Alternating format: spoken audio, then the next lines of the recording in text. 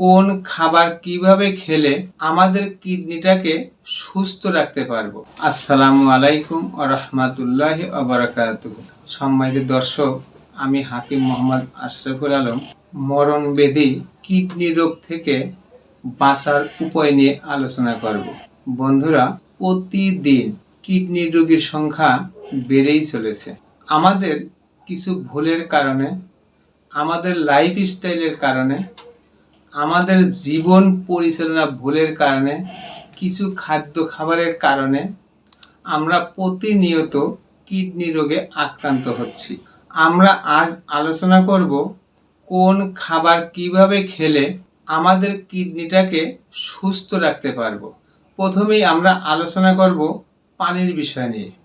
বন্ধুরা, আমরা অনেকেই মনে করি যে পানি বেশি খেলেই কিডনি ভালো থাকে।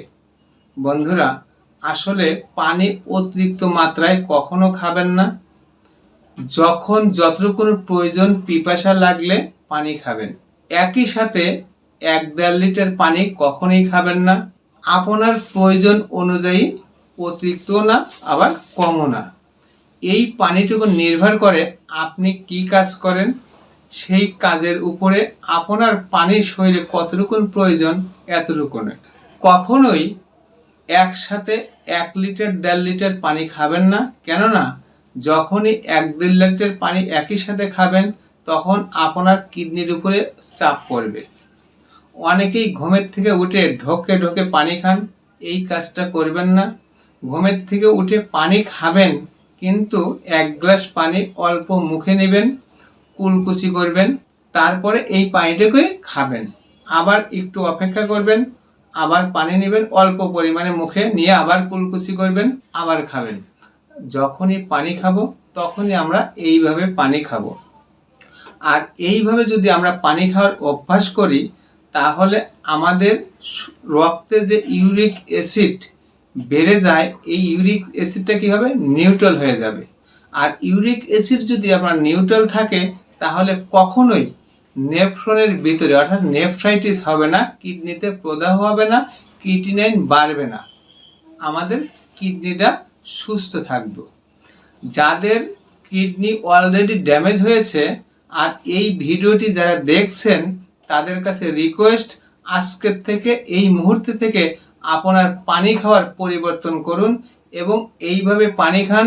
আপনার নষ্ট কিডনিও আবার স্বাভাবিক পর্যায়ে আসবে ইনশাআল্লাহ।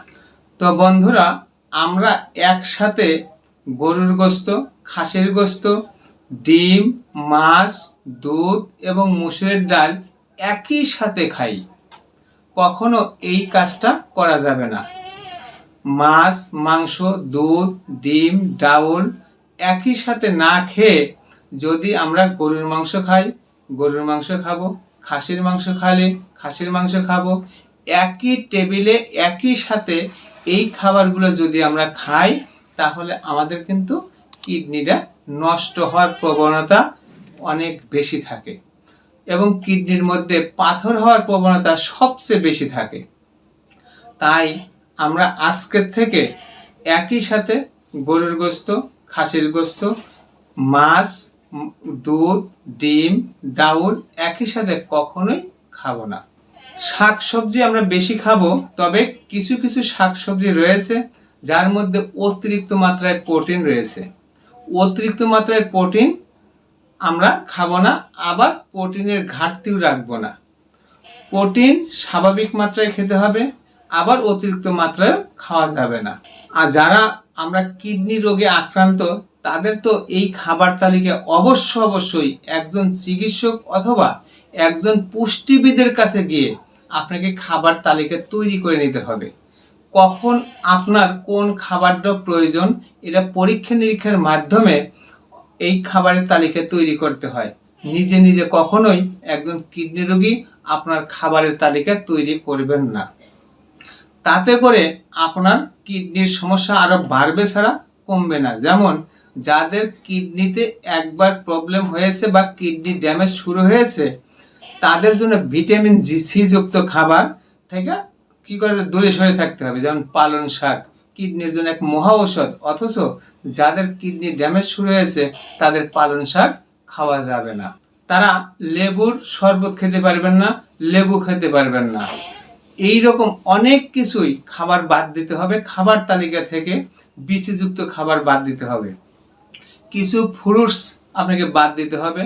আবার আমরা ইলেকট্রোলাইট এটা পরীক্ষা নিরীক্ষা করে দেখে যদি ইনব্যালেন্স থেকে ব্যালেন্স করার জন্য বা সঠিক মাত্রায় রাখার জন্য কিছু ফল অনেক সময় বাদ দেওয়া হয়, আবার কিছু ফল অনেক সময় যোগ করা হয়। এইটা নির্ভর করবে আপনার ইলেকট্রোলাইট বা আপনার পরীক্ষার রিপোর্টের উপরে। আর এই তালিকা তৈরি করবে বা এই খাবারটা বাদ দিবে বা যোগ করবে একজন পুষ্টিবিদ অথবা একজন আপনার চিকিৎসক। একা একা কখনোই এই কাজটা করতে যাবেন না। তো বন্ধুরা, আমরা প্রস্রাব পায়খানার চাপ ধরে রাখি। বন্ধুরা, কখনোই মনের ভুলেও প্রস্রাবের চাপ ধরে রাখবেন না। প্রস্রাবের চাপ ধরে রাখার কারণে ইউরিনারি ব্লাডার থেকে যখন এই ইউরিনটা আবার ইনফেকশনযুক্ত ইউরিনটা আবার ব্যাকফ্লো হয়, তখন যদি আমাদের ইউরিনারি ট্র্যাক ইনফেকশন থাকে, এই ইনফেকশনযুক্ত ইউরিনটা আবার কিডনিতে ব্যাকফ্লো করলে কিডনিতে প্রদাহের সৃষ্টি হতে পারে। তখন আমাদের কিডনিটা ড্যামেজ হয়ে যেতে পারে। যার কারণে প্রস্রাবের চাপ কখনোই ধরে রাখবেন না, পায়খানার চাপ কখনোই ধরে রাখবেন না। প্রস্রাবের বেগ, প্রস্রাবের চাপ হওয়ার সাথে সাথে আমরা বাথরুম ইউজ করব। আর এই কাজটা সবচেয়ে মেয়ে মানুষ বেশি করে থাকেন। আজকের থেকে এই ভিডিওটি যারা দেখছেন বা শুনছেন তাদের কাছে রিকোয়েস্ট, প্রস্রাব পায়খানার চাপ ধরে রাখবেন না। প্রস্রাব পায়খানার চাপ ধরে না রাখলে আপনার কিডনি নিরাপদ থাকবে, সুস্থ থাকবে। তো বন্ধুরা, আমাদের শরীরে আমাদের খাওয়া দাওয়ার কারণে রক্তের ইউরিক অ্যাসিড অনেক সময় বেড়ে যায়। আর রক্তে যদি ইউরিক অ্যাসিড বেড়ে যায় তাহলে কিন্তু আমাদের কিডনি নষ্ট হওয়ার সম্ভাবনা বেশি থাকে। যার কারণে আমরা ইউরিক অ্যাসিড যাতে না বাড়ে সেদিকে একটু খেয়াল রাখব। অনেক সময় প্রস্রাবের জ্বালা করা হয়, প্রস্রাব পরিষ্কার হয় না বা প্রস্রাব থেকে থেকে হয়, প্রস্রাবের সাথে লালার মতো একটা পদার্থ সিক্রেশন হয়। এই প্রবলেমগুলো দেখা দেওয়ার সাথে সাথে আমরা পার্শ্ববর্তী ডাক্তারের পরামর্শে আমরা কিছু রুটিন চেক আপ করবো, যেমন ইউরিন আরই এবং ক্রিটিনাইন। এই প্রথম পর্যায়ে এই পরীক্ষা করলেই আমরা বুঝতে পারবো আমাদের কিডনির অবস্থাটা কি। যদি কিডনির কোনো সমস্যা হয় দ্রুত একজন চিকিৎসকের পরামর্শ নেব এবং একজন ইউরোলজি ডাক্তারের পরামর্শে আমার চলতে হবে। তো বন্ধুরা, কিডনি নষ্ট হওয়ার দুইটা রোগ ঘাতক ব্যাধি। এক, আমরা অতিরিক্ত লবণ খাওয়ার কারণে উচ্চ রক্তচাপ বা হাইপার টেনশন হয়। আর এই হাইপার টেনশনের কারণে দেখবেন আবার আমাদের কিডনিটা ড্যামেজ হয়, কিডনিটা নষ্ট হয়ে যায়। যার কারণে আমরা অতিরিক্ত লবণ, অর্থাৎ অনেকেই ভাতের সাথে আগলা লবণ খান। এই ভাতের সাথে আগলা লবণ খাওয়া আমাদেরকে বন্ধ করতে হবে। আর আগলা লবণ খাওয়া বন্ধ করলে আমার কি হবে? উচ্চ রক্তচাপ নিয়ন্ত্রণে থাকবে, আমার কিডনি সুন্দর এবং সুস্থ থাকবে। সবচেয়ে বড় আরেকটি রোগ, সেটা হলো ঘাতক ব্যাধি, সাইলেন্ট কিলার, ছিল ডায়াবেটিক্স। এই ডায়াবেটিসের কারণে আমাদের কিডনিটা নষ্ট হয়, ড্যামেজ হয়। যার কারণে চিকিৎসকের পরামর্শে অবশ্যই আমাদের ডায়াবেটিসটা নিয়ন্ত্রণ রাখতে হবে।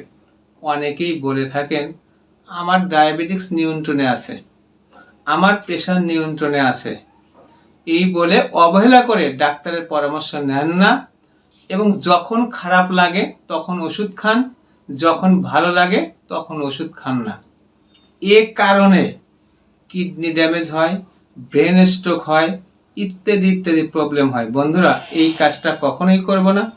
আমাদের শরীরের প্রতি আমরাই যত্নবান হতে হবে, আমাদেরকেই সতর্ক হতে হবে।